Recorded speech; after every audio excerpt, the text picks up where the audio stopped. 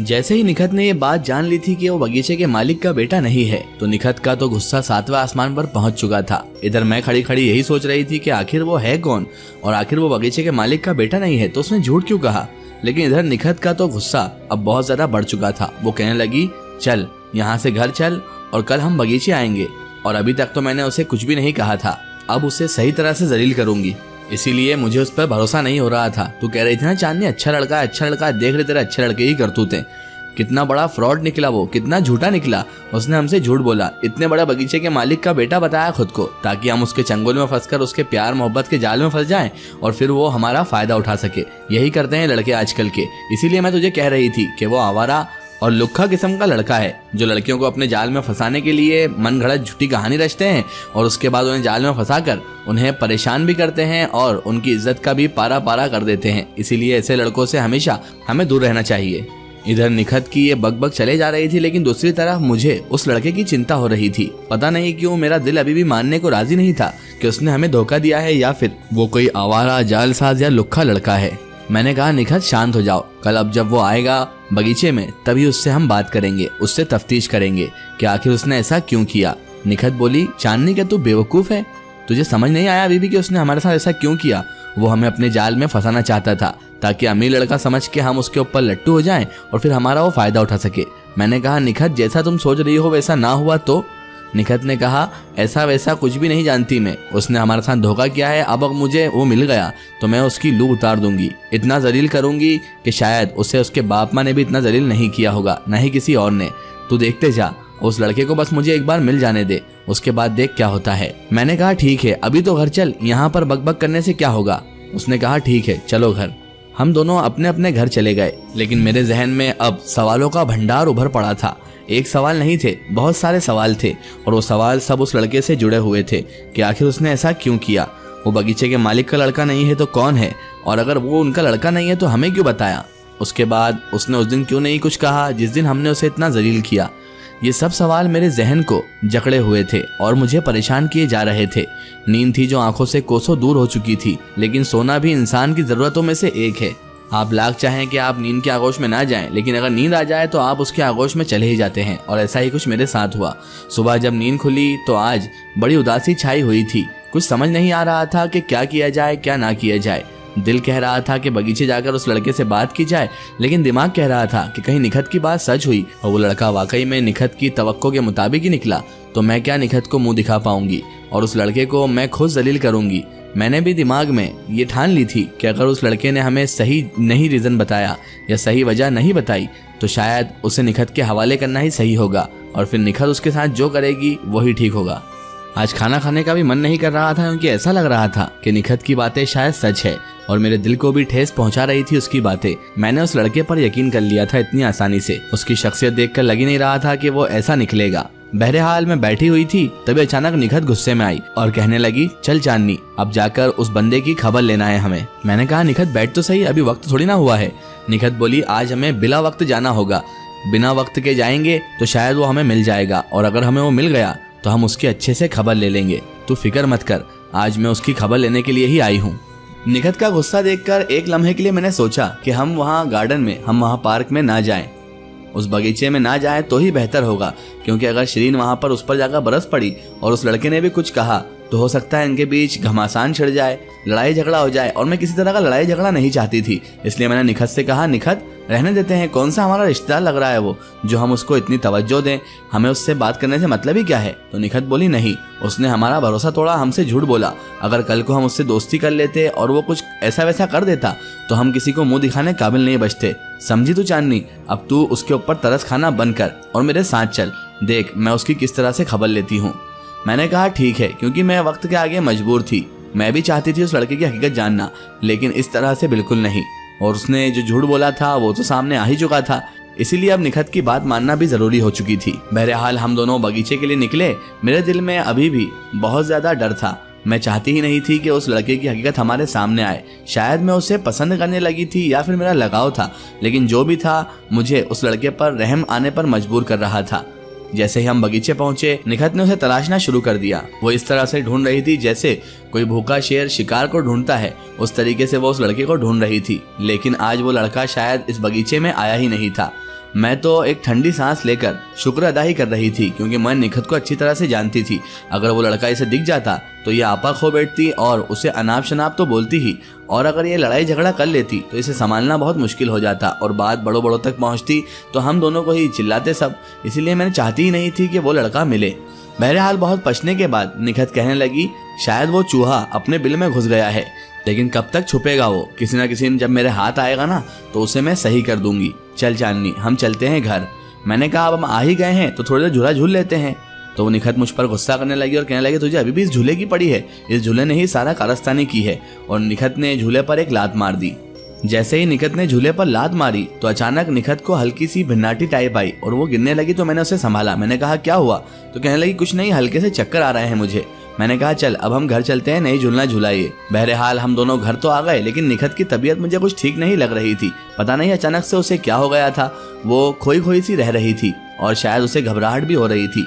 निखत मेरे घर जब पहुंची तो मैंने उससे कहा, निखत क्या हो रहा है तुझे, तेरी तबीयत तो ठीक है ना? तो वो कहने लगी, नहीं नहीं कुछ भी नहीं हुआ है, बस उस वक्त से ना थोड़े से चक्कर आ रहे हैं, उसी वजह से मैं थोड़ी सी गुमसुम हो गई हूँ। चल मैं घर जाती हूँ, घर जाकर दवा ववा लेकर सो जाऊंगी ताकि मुझे आराम मिल सके। निखत उसके बाद अपने घर चले गई और मैं भी रोजमर्रा के काम में मसरूफ हो गई। रात हुई, खाना वगैरह खाया और बिस्तर पर लेटी लेटी उस लड़के के बारे में सोच रही थी।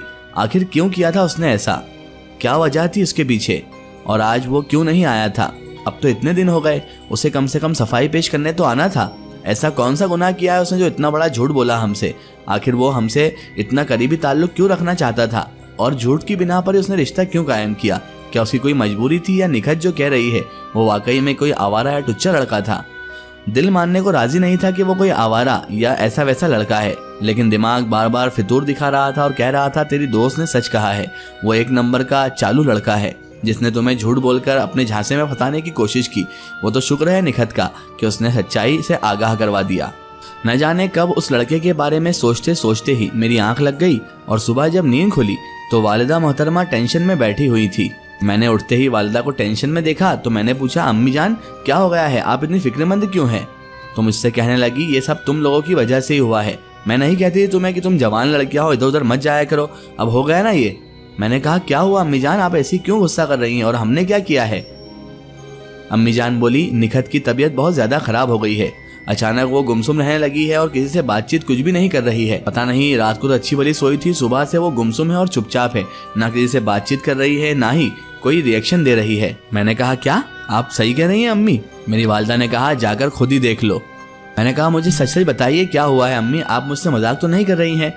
अम्मी बोली, मैं ऐसा बेहुदा मजाक हरगिज नहीं कर सकती। तुम लोगों की लापरवाही की वजह से अब उसके घर वाले बेचारे परेशान हैं। मैं नहीं कहती तुमसे कि उस मनहूस बगीचे में मत जाया करो, कहीं भी अकेले मत जाया करो, लेकिन तुम लड़कियां मानती कहाँ हो? तुम अपने आप को बहुत होशियार और स्मार्ट समझती हो। देखो जाकर निखत की हालत एक बार देख कर आओ। मुझे तो सुबह ही उसके वालिद वालिदा ने आकर यहाँ सब कुछ बता दिया है। अब तुम पर है कि तुम भी एहतियात रखती हो या निखत जैसे ही अंजाम को पहुँचती हो। मैंने कहा, आप फिजूल बातें ना करें, मुझे निखत के पास जाने दे, मैं जाकर देखती हूँ मेरी फ्रेंड को क्या हुआ है। मैं भागती हुई बिना कुछ खाए पिए सबसे पहले सीधा निखत के घर चली गई। जाकर देखा तो वाकई अम्मी जान ने जो कहा था वो सब कुछ सच था। निखत तो ऐसे बेगानों की तरह बैठी थी कि मेरी आमद से भी उसे कुछ फर्क नहीं पड़ा था। मैं वहां पहुंच गई, मैंने निखत को आवाज दी, फिर भी उसने मेरी तरफ देखा तक नहीं, और पता नहीं क्यों आसमान की तरफ ही देखे जा रही थी। कभी साइड में देखती, कभी आसमान को देखती और कभी नीचे देखने लग जाती। मैं उसकी हालत देखकर गमगीन हो गई थी, मेरी आंखों में आंसू आ गए। मैं उसके पास गई, उसके चेहरे को हाथों में लिया और कहा, निखत ही तुम्हें क्या हो गया? कल तो हम अच्छे भले घूम रहे थे, आखिर ऐसा क्या हो गया तुमको? लेकिन निखत थी जो कुछ जवाब नहीं दे रही थी। लेकिन जैसे ही मैंने उसे छुआ था उसके बाद से ही उसकी आंखों से आंसू टपकने लग गए थे। मैं इतना जरूर समझ चुकी थी कि निखत बीमार नहीं है, उसे कोई बीमारी नहीं हुई है, जरूर ये कुछ और चक्कर है, क्योंकि निखत का इस तरह से रोना और इस तरह से बिना रिएक्शन के इधर उधर देखना मुझे बहुत परेशान किए जा रहा था। मुझे कुछ समझ नहीं आ रहा था कि मैं क्या करूं, लेकिन मैंने निखत से वादा किया कि निखत मैं वादा करती हूँ तुझे अच्छी करके ही रहूंगी। अगर सबको लगता है कि हमारे जाने की वजह से हुआ है तो मैं अब तुझे ठीक कर कर ही रहूंगी। मैं अल्लाह से दुआ करूंगी कि मेरी फ्रेंड को जल्दी से अच्छा कर दे, क्योंकि अल्लाह ही है जो तुझे अच्छा कर सकता है। उसके बाद मैं अपने घर आ गई। बड़ी गमगीन थी और बहुत परेशान भी थी। समझ नहीं आ रहा था कि आखिर निखत को एकदम से ये क्या हो गया। कुछ भी समझने लायक था ही नहीं, क्योंकि निखत का ऐसा रिएक्शन कोई बीमारी की भी अलामत नहीं थी, बल्कि ऐसा लग रहा था जैसे वो पागल टाइप हो गई है। लेकिन एकदम से किसी का पागल हो जाना भी समझ में नहीं आता। या तो वो ऐसी हरकतें करे या फिर कुछ बहुत दिन से चल रहा हो तो समझ में आता है, लेकिन यहाँ तो माजरा ही कुछ और दिखाई दे रहा था। समझ नहीं आ रहा था कि मैं क्या करूँ। परेशान हाल जब घर गई तो अम्मी मुझ पर बरस पड़ी। कहने लगी, देखा तुम्हारी लापरवाहियों के नतीजे में एक बच्ची की जान अब खतरे में है। बेचारी क्या पता किस मर्ज में मुब्तला हो गई है, और तुम लोगों को मस्ती सूझ रही थी जब मैं समझाती थी। तो अभी भी वक्त है चांदनी, सुधर जाओ, वरना निखत और तुम में कोई फर्क नहीं बचेगा। मुझे अम्मी की बात सुनकर गुस्सा आ रहा था। मैंने कहा, अम्मी आप अपनी जुबान इस तरह से ना दराज करें, क्योंकि निखत के बारे में ऐसा बोलना आपको भी जेब नहीं देता है। वो मेरी ही तरह आपकी भी बच्ची है। क्या किसी के बारे में ऐसा बोलना सही है? और रही बात उसके मर्ज की, तो इंशाअल्लाह अल्लाह ने चाहा तो वो जल्दी अच्छी हो जाएगी। इतना कहकर मैं गुस्से में अंदर चले गई। वालदा मेरा चेहरा तकते रह गई, लेकिन वो इस जगह गलत भी थी, क्योंकि निखत को ऐसा बोलना शायद उन्हें जेब नहीं दे रहा था। बहरहाल रात हुई तो मेरी वालदा मेरे कमरे में आई और गमगीन निगाहों से मुझे देखने लगी। उनकी आंखों में आंसू थे। मैंने कहा, क्या हुआ अम्मी जान, आप क्यों रो रही हो? तो वो कहने लगी, मुझे माफ करना बेटी, मेरा दिल एक माँ का दिल है। मैं तुम्हें परेशान नहीं देखना चाहती, इसलिए मैंने दिन में तुम्हें वो बात कही। मैं मानती हूँ निखत के बारे में मुझे ऐसा नहीं बोलना चाहिए, लेकिन तुम भी जानती हो कि निखत कल जब बगीचे से आई थी तब से ही उसकी तबीयत खराब थी, इसीलिए मेरा गुस्सा जायज़ है बेटा। मैं मानती हूँ मैंने गलत अल्फाज इस्तेमाल किए, लेकिन मेरा जरा भी ऐसा मानना नहीं था कि तुम्हारा दिल दुख जाएगा। मुझे माफ कर दो। मैंने कहा, अम्मी जान माफी मत मांगिए, अब हमें मिलकर अल्लाह से दुआ करना चाहिए कि निखत को जल्द से जल्द अच्छा कर दे। उसके बाद वालदा और मैंने साथ में खाना खाया। खाना खाने का बिल्कुल मन नहीं था, लेकिन वालदा का दिल रखने के लिए खाना खाना जरूरी भी था। उसके बाद मैं बिस्तर पर लेटी लेटी निखत के बारे में सोचने लगी। अभी मैं ये सब सोच ही रही थी कि अचानक दिमाग में ख्याल आया, क्यों ना बगीचे जाकर ही इस बात का पता लगाया जाए कि आखिर निखत को वहाँ पर ऐसी कौन सी चीज ने परेशान कर दिया है जो उसे इस हद तक मर्ज में मुब्तला कर दिया है। जाकर वहीं पर देखना होगा, तब जाकर ही शायद इस बात का खुलासा होगा। मैंने अहद कर लिया था कि मैं बगीचे जाकर इस बात का पता लगाकर रहूंगी कि आखिर मेरी फ्रेंड को हुआ क्या है। बहरहाल उसके बाद कब मेरी नींद लग गई ये तो मुझे पता नहीं, लेकिन जब सुबह मेरी नींद खुली तो घड़ी में 11 बज रहे थे। मैं जैसे ही हॉल में गई तो अम्मी इस वक्त काम पर जा चुकी थी। मैंने भी फटाफट मुंह धोया, जो खाना था वो खाया, उसके बाद सीधे बगीचे की तरफ रवाना हो गई। जाते हुए हमारे पड़ोस में मीनल नाम की एक 8 साल लड़की को साथ ले लिया था, क्योंकि अकेले जाने में मुझे भी अब वहाँ पर डर लग रहा था, क्योंकि निखत की हालत देखकर मुझ पर भी खौफ तो तारी ही हो गया था। मैं उसे लेकर गई और मैंने उसे समझा दिया था कि हम कहीं घूमने जा रहे हैं, क्योंकि उसे सच बताना, उसके घर वालों को सच बताना मुझे बिल्कुल भी मंजूर नहीं था। जैसे ही हम बगीचे पहुंचे तो मैं उस झूले के पास इधर उधर तलाश करने लगी कि आखिर कोई ऐसी चीज तो निखत के उंगालने में नहीं आ गई जो टोना टोटका करके यहाँ पर पटकी गई हो। मैंने पूरे बगीचे का अच्छे से जायजा लिया, लेकिन वहाँ पर कोई सबूत मुझे हाथ ना लगा। मैं अभी ये सब तफ्तीश कर ही रही थी कि अचानक मुझे एक मर्दाना आवाज आई, मुझे ढूंढ रही हो क्या? जैसे ही ये मर्दाना आवाज आई तो मैं अचानक चौंक पड़ी, और जैसे ही पलटी तो मेरे सामने वही लड़का खड़ा था जिसकी वजह से ये सारा सिलसिला शुरू हुआ था। इसका एक ही स्टोरी हम देखेंगे इसके अगले पार्ट में। अगर आप भी अपनी ज़िंदगी की कोई सच्ची कहानी या सच्ची घटना हमसे शेयर करना चाहते हैं, या आप अपनी कोई स्टोरी हमारे चैनल के ज़रिए शेयर करवाना चाहते हैं, तो हमारे Facebook page my story book को फॉलो करें और उस पर हमसे जुड़ें।